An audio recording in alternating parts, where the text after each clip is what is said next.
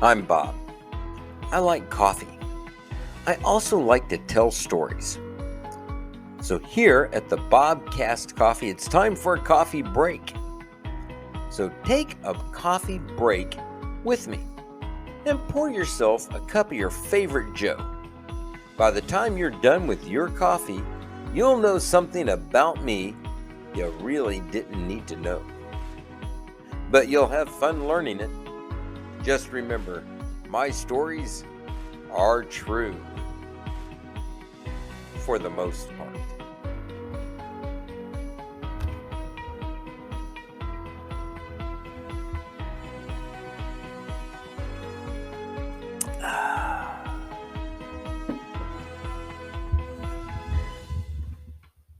This episode was brought to you by JM Insurance. JM Insurance. Do you have business, personal, or life insurance yet? Contact JM Insurance Agency to understand the benefits of insuring against the unforeseen circumstances of life. We have over 40 years of experience in the business and will guide with the best probable choice for your situation. Call us for more information at 405-353-0140 or visit our website at jminsurance.agency. So, good morning. Podcast number 60. Podcast number 60, we're going to call this one all about firearms. Well, firearms, well, I like firearms. I'm a Second Amendment guy. I am not as crazy as others go about it. I do believe everybody should have the right. And if you are comfortable handling firearms and you pass all the legal background to do it, then go right ahead. You know, it is your right in our Constitution to do so. So we're going to talk about firearms today under the guise of Father's Day, which was Sunday, yesterday. And for Father's Day, my youngest, Joshua, got together with the third born, Bobby. The other two, Tim and Tom, they live way far out. One's down in Texas, one's up in Washington State. Not going to be able to pull everybody together every time for fun. But we got together with who we could. And we got my dad. My dad came out. And then a friend of Bobby's, Ian, and a friend of Joshua, who is Zach. And fun thing is everybody is dads, except for Joshua. That's why we made him put it together. No, it was his idea, and I think it was a wonderful idea. So I got a couple things for Father's Day. One, I got a really nice bottle of whiskey from third born Bobby. Very nice. I got a box of 410 2.5-inch shells I've been looking for. I got that from Joshua. But Joshua also gave me, he knew I had problems with some of the coffee mugs that I want to use on the podcast. So he got me a new coffee mug to use for podcasting. And, with using a green screen and having all those type of things, you got to kind of pay attention to what you use. So he said, use this mug. This mug will work really good. It does hold coffee. And it's a good size mug. And it fits well in your hand. But it's green. So lots of fun with a green screen here. But it does do good coffee. On a side note, my wife and I were talking about the coffee we drink. And right now we've been finishing up. We bought a couple of pounds of coffee from over at Sam's Club. Good coffee, the French roast. Don't have any problem with it. But we were comparing it to other coffees. And we buy a French roast out of Costco. So the Costco French is, I think, just a little smoother. They're both good coffees, don't get me wrong. I'm not going to steer you away from either one. But someone out there with a discerning taste for coffee, give them a try and tell me what you think, because I think we're going to put that Costco just slightly above the Sam's Club. But like I said, for a day-to-day coffee, either one of those is going to be just fine. But for now, on to episode 60 and firearms. So the first firearm that I ever owned was a 1911 45. My brother, believe it or not, traded me for this Glock. And we are going to have empty weapons. But the Glock, say, well, why would you change out a 1911 classic 45? I liked it very much, and it shot very nice, but it had a problem with the spring inside. And my brother traded this out since I was going up to Massachusetts, traded out the questionably shooting 1911 for this very sweet Glock. This thing shoots exceptionally well. The only problem was, in Massachusetts, Glock products are illegal. So basically I had to box this up, put it in deep storage, and wait till we moved back to Oklahoma. Oh well. But Glock 45, it is a very, very nice gun. So that was the second gun. The first gun was the 1911. So what was the next gun that you got, Bob? Well, the next gun,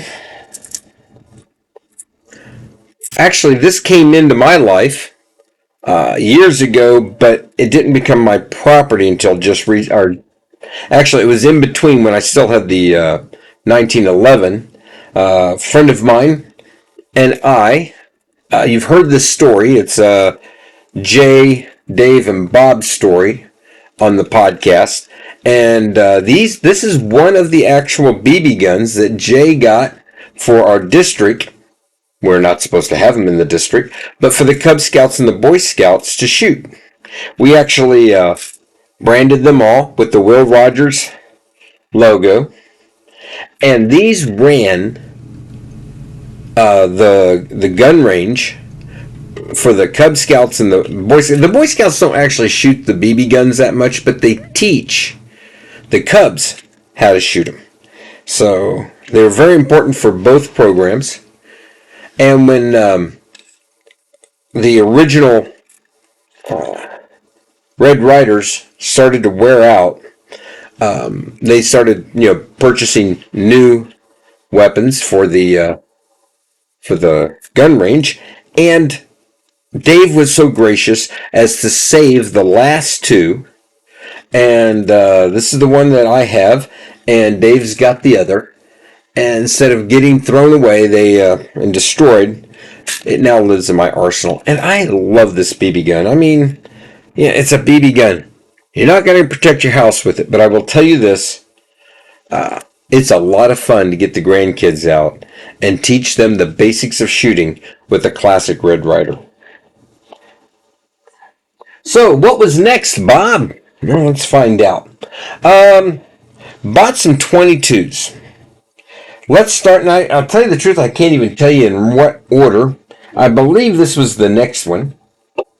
This is a Henry's 22. It is lever action, of course. Henry's famous for lever action. This 22, it's I got this. I had to drive down to Ada to buy it, and lo and behold, it was it was perfect right out of the box. I went to the range, unboxed this thing, started throwing 22 longs into it, and nailing bullseyes immediately. When they say Henrys are good right out of the box, they are not lying. And this little 22, fabulous little range gun. The older grandkids have fired this a couple of times. It's a great progression to go from the basic BB gun and gun safety up to the 22. It's not terribly loud. and it doesn't have a lot of kick either. And accurate. Oh, I love this little gun. So, varmint hunting, I got my gun. So what was next, Bob? Well, the next, let's see here. Let's look left, look right. Where's my 22? I think I'm missing one of the weapons. It's still over in the safe, I think. Yeah, here's the 22 snub. There's one before it, and let's make a quick disappearance before we go into this. I'll be right back.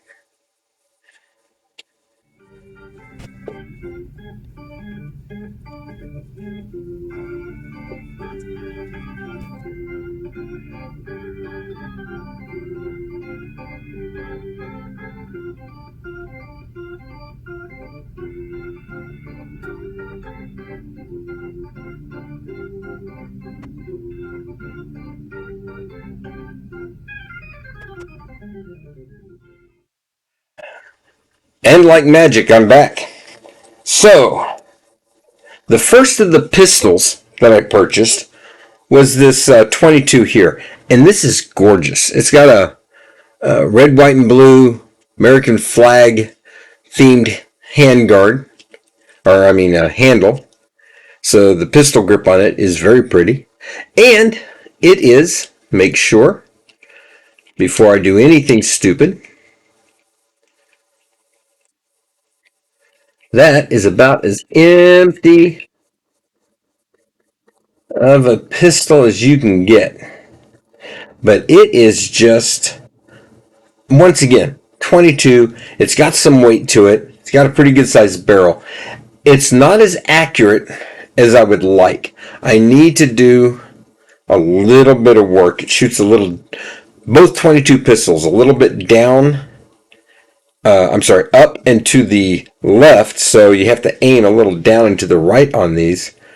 But I'll tell you, very sweet little gun. And it looks cool. All right. And it's a little homemade holster.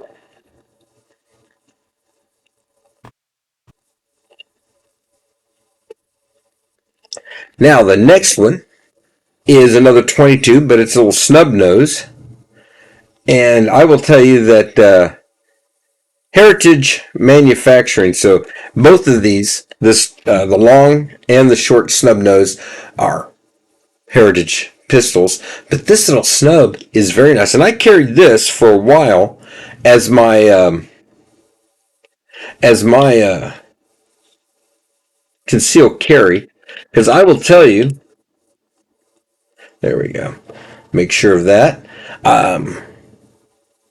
It was small enough, but it's heavy. And I'm an old man, and I don't like my pants falling down, so I had to finally do away with this. I carried the Glock in a belt holster in the back, in the middle of the back, and then I carried the 22, the snubby here. It's a barkeeper's friend, I think is what they called it. I'm not sure, but it too was a little heavy. So I had to get the next gun, but before I got another pistol, the boys, for a birthday out there, believe it or not, it was the 60th birthday, bought me the upper to my AR-15. So the upper on here, let's pull that back. Make sure we are good. Clean all the way through. Okay, so the upper on here was a nice gift. All I had to do was order the lower, slap it together, get some sights, which once again Joshua helped me on the sights, and I haven't been out to the range. So I've owned the upper for a little over a year. I've owned the lower for about 6 months. So the gun's been put together, and I still haven't taken it out on the range. So we bought a couple of boxes. This one here is a is the NATO round. So it's nice, it's still and safe. And we took this out to the range for Father's Day and gave it its inaugural shooting. Very cool. And I will tell you, from the very first pull, a lot of memories of my military time came back with the M16. M16 and this AR, basically same size and weight. They look a lot different. Of course, an AR is semi-automatic, will not do full automatic, and I believe M16s got away from the full automatic because it was just a waste of ammo and wouldn't aim worth anything when you're trying to shoot that fast. So let's go to the last gun. So I finally had to get me a good concealed carry pistol. And that ended up being what turned out to be a very good buy. This is a Bond arm, and I believe this is loaded, so let us take care of that right now. This is a Bond arm Derringer. Let's show you there. And to unload it, you breech it up like that. Pull out your rounds. Bingo, nice and empty. And that's it. And it is a small Derringer. Now, as far as the Derringer goes, this is very heavy. And it shoots 45 longs. So that's a very big bang out of a very small gun. The other thing that it will shoot, and remember I got for my birthday 410 shotgun shells in the 2.5-inch length, which look like this. And this, breech this back open. Ta-da! Perfect. So you can shoot 45 long Colt or 410 shotguns out of this thing. So we had both rounds of ammo and we went to the range and had a really good time. And we did show you some clips of this. We had some really fun time out there. The 6 of us enjoyed this time very, very much. One thing that we did back in the military, we did this thing called the $1 Million Minute. And that's when you would have everything from light infantry all the way up to warthogs and field artillery, your air suppression, your field artillery shooting in. Everybody shooting on target for 1 minute all at once. And you had MLRS rocket systems, you had tow guns, you had direct fire howitzers, you had long range howitzers. I mean, it was just this massive explosion of everything. A lot of fun. Well, we did our miniature version of that. We all loaded up full clips of whatever our favorite weapon was going to be, and then we lined up and just devastated the target. No, it was not near as impressive as the military version, but it was a lot of fun. One thing you can think of, handguns this weekend, rifles. We had some shotguns out there, 9mm, 45, a little 38. My dad brought, sweet little pistol. But we had a lot of fun. And it was just guys bonding guys. Now, could the ladies have come out with us? Absolutely. Would they have had fun? Absolutely. This just ended up being like a Father's Day thing. And it was good. So I'm going to tell you, whether you are, concealed carry, or you just want to have fun in your own home backyard range with a BB gun, or you go up to a little bit of higher hunting power. I would say out of my group here, if I was going to go hunt big game, I'd use this bad boy. Probably get a scope for it. But if I'm doing small game, we're talking, rabbits and varmints and go wabbit hunting, I'm going to use this guy. Because this is a very nice, very sweet shooting gun. 22 is all you need for something that small. Outside of that, ladies and gentlemen, I don't own a whole bunch. What I do own, I tried to pick carefully and just enjoy the snot out of it. So, enjoy. I hope you had a good Father's Day. I hope you, if you support the Second Amendment, I hope you do it cautiously and carefully. And if you don't support the Second Amendment, I'm trying to be polite, but all I got to do is say, come get them. With love and coffee. This has been episode 60, all about, let's just call it the Second Amendment and firearms. You have a great day. Now get back to work.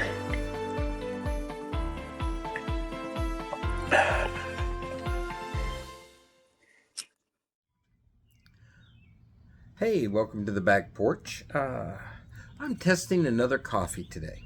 This is another coffee that I picked up on vacation out in Arkansas. It's a retro roast. It's a series of local owned coffee houses, and they have their own coffee. This is called the 1870 roast. It's named off of the year that Russellville, Arkansas became incorporated and called Russellville. So it's kind of a neat little thing. They say all their coffees have a history.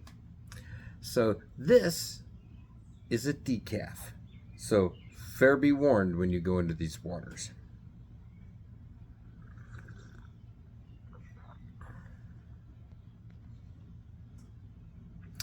There was a time when the word decaf would send shivers down my spine. Because decaf was just crappy coffee made crappier. This, on the other hand, is a very smooth cup of coffee. So if you are an afternoon decaf person or an all-day decaf person, I think I'm liking this. This is not a bad cup of coffee. Where does it sit on my shelf? It's definitely not a top shelf. I don't think I have any decafs up there. But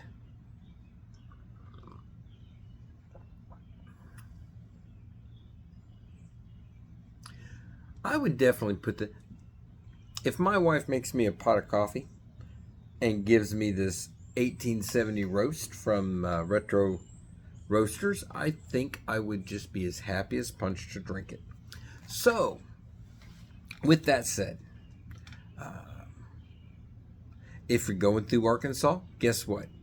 There's some nice little coffee houses out there that have their own roast. If you would like to check it out, you can always go online, Retro Roasts out of Arkansas. They've got 4.